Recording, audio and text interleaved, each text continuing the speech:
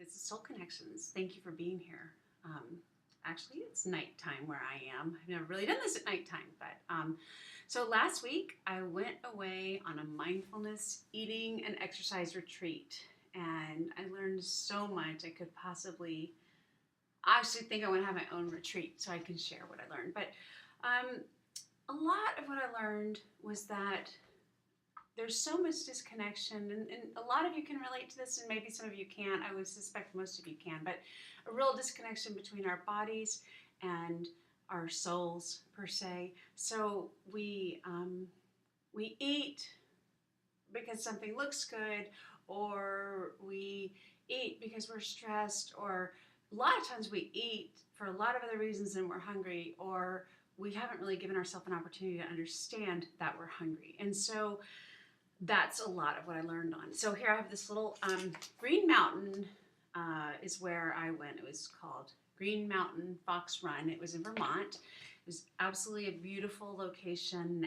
and I loved they had these classes that really helped us learn about eating. So I've hinted at it and I've shared with some of you all, but I definitely have had an eating disorder for probably about 48 and a half years. So I was born at 9 pounds 8 ounces, and I think the first thing I ever heard coming out of the womb was, "What a big baby." And so I was big. I felt big all my life. Oh, she's big boned, and I just had this big label on my head, big. And if you didn't know I was big, then you could probably tell by the way I carried myself or limited myself from physical activity, but I just was big. And truthfully, not really that big at all, but the label that I received was big. And so I just didn't exercise and active the way other kids were, but I did some things. And this past week, I spent some time remembering what some of those things were that I did.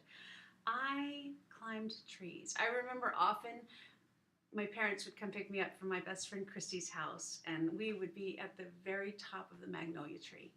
And I mean, really, really high up there in Austin, Texas is where I grew up. And I loved climbing trees, and I also loved being out in the woods. And so one of the things I did on my retreat was we went on it was a mindful walk in the woods. And so we went out as a group, and we talked sort of halfway through it.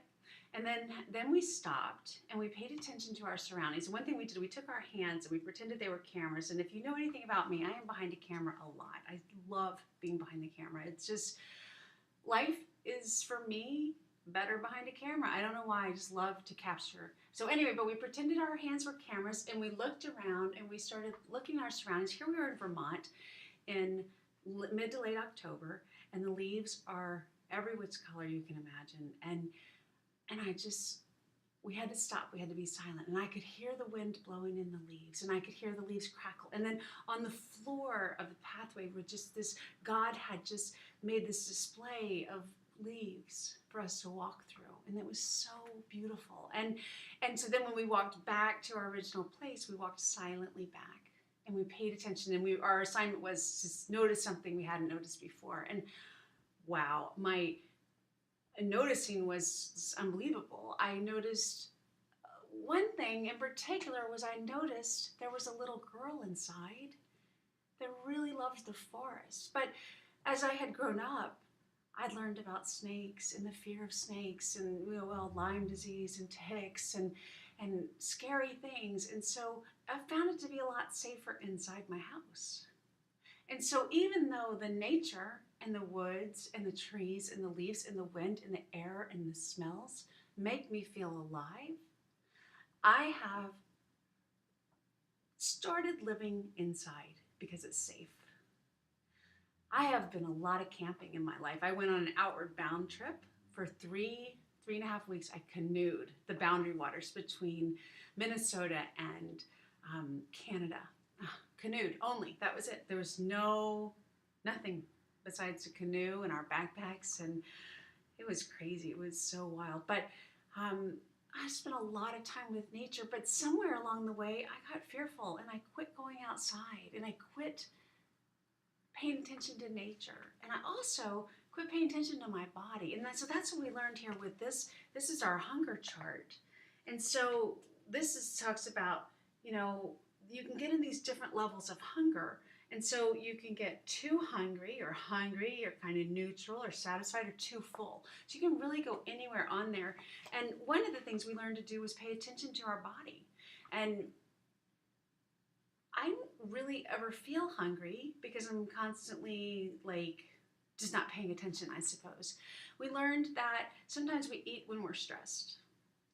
And we learned that that's not a bad thing because our stress actually does respond. We learned a lot of scientific evidence and stuff. And so there is sort of a release of, I'm not sure exactly what the chemical is, but the feel-good chemical, whether it's serotonin or dopamine or something, but it does feel good when you eat. But what happens to us when we're stressed is we eat too much. And so then we feel bad. And then when you're feeling bad about eating too much, you go back and you eat more. And so another thing we learned about was diets, and that I have been on every last diet you can imagine, and many, many people have, and they work because you just like commit yourself to them and you're like, I'm going to do this, I'm going to do it well, and you feel so good because you didn't break it and you stuck to it and you lost the 20 pounds, but it's not sustainable. And so, 6 months, a year later, you're heavier than you were when you started and you're feeling worse about yourself. And then in order to get back to where you were, you got to go through this complete restrictive regimen that you hated. And so we talked a lot about that, about how what you're doing for your body needs to feel good. Whether it's exercise, it needs to be something you like. They taught it to us about, if it's something you don't like, you're not going to sustain it. It's not sustainable. So I learned a lot about sustaining, kind of sticking in the middle. I've always been a real extremist, like I got to do this, all that. And I'm really learning the beauty of the middle.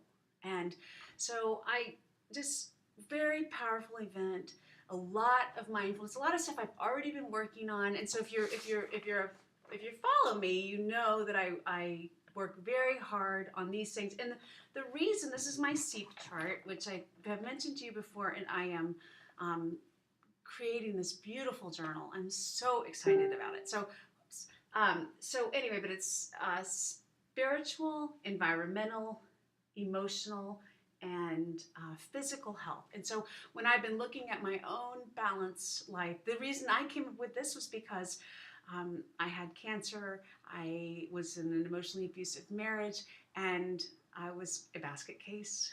And I'm not anymore because I did a lot of work. I did a lot of self-care. But let you know that I showed up a basket case. I showed up, pretty bad shape. I had a lot of faith and I had a lot of really good things going for me. But inside, there was so much stuff I was stuffing down and hadn't dealt with. And so I have been working on my spiritual life. I've been working on my environment. I've been working on my emotional life, and my physical health needed some attention. And so I took a week and I gave it a lot of attention. And through the weeks, I'll be sharing more with you. I'll be blogging about it. So if you are not on my mailing list, please sign up at charlottesoul.com.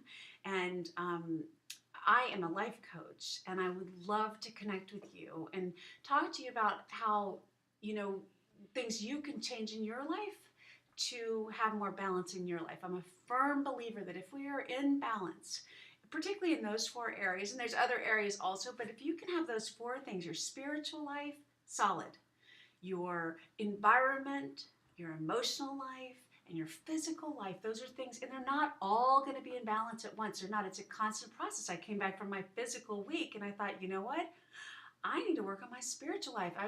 Had so many things in my life taking me away from church recently, and I'm not really dedicating my time to God that I need to be doing. So that's now where I need to sort of spend my focus, but I'm constantly going to be working on my balance so that when things happen in the world, and they happen a lot, I'm not just totally starting from nothing. I've got a solid foundation and I can handle life. And so I'm hoping that by sharing this stuff with you, that you will do the same thing. So please contact me. Sign up for my mailing list so you can get my blog posts.